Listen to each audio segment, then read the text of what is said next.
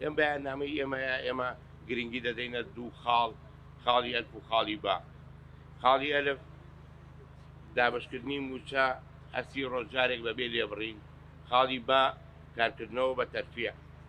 ئەم دوو خاڵە ئێمە لێرەوە داواکاری لە حکوومەتی هەرێمی کوردستان تا 15دا بەم داواکاریانەی ئێمەیە، یاخود وەڵامی ئەم داواکاری ئێمە باتەوە لەسەر ئەو دوو خاڵە.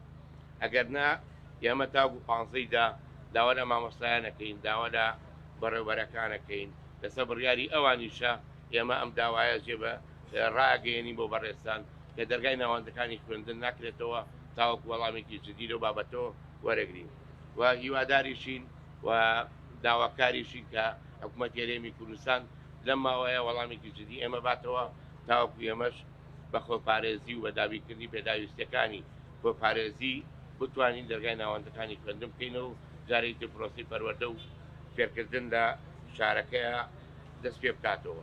لەم یادە پیرۆزەیە بە شێوەیەکی کە مامۆستایان ئەم یادەیان بکردایەتەوە گیرفانیان پڕ بووایە، مرتاح بوونە لە ناو مناڵانە، لە ناو کەسوکاریانە، ناو خوێندکارانە و ئێمە وەکی کەتی مامۆستایان داواکانی لە حکوومەتی هەرێم کە لە 30 ڕۆژجارێکە موچەی مامۆستایان بدات. بەیاننامەیەکمان بڵاو کردوێتەوە ئەمڕۆ، بەڕێوەبەر و مامۆستایان ئامادە بوون. ئێمە داواکارەکانمان ئاراستی حکوومەت دەکەین، ئەگەر داواکارەکانی مامۆستایان جێبەجێ نەکەن هەڵوێستی تونترمانە بێت.